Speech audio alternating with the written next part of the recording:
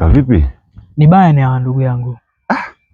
Siku ya hapo jana duru la kwanza la mchezo wa nusu fainali wa UEFA Champions League ulipigwa katika uwanja wa Paris Saint-Germain na Paris akiibuka na ushindi wa mabao 5 dhidi ya 4 ya Bayern Munich.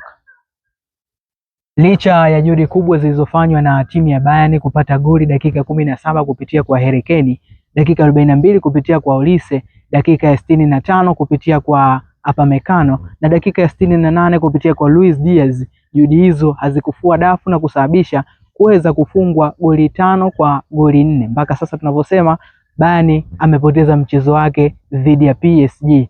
Ni swala la kusubiri na kuona duru la pili nini ambacho kitakwenda kutokea. Sasa ndugu yangu, ndio mali ndio imeisha hivyo. Wewe unauonaje baadaye huu mchezo? Mchezo hapa tunategemea lolote linaweza kutokea kwa kuwa walikuwa na uwiano sawa kwenye mchezo wa jana. Kilichotofautisha mechi ni bahati. Kwa hiyo tutegemee tu game ijayo yote anaweza kushinda na qualify kwenda finali. Shukrani sana.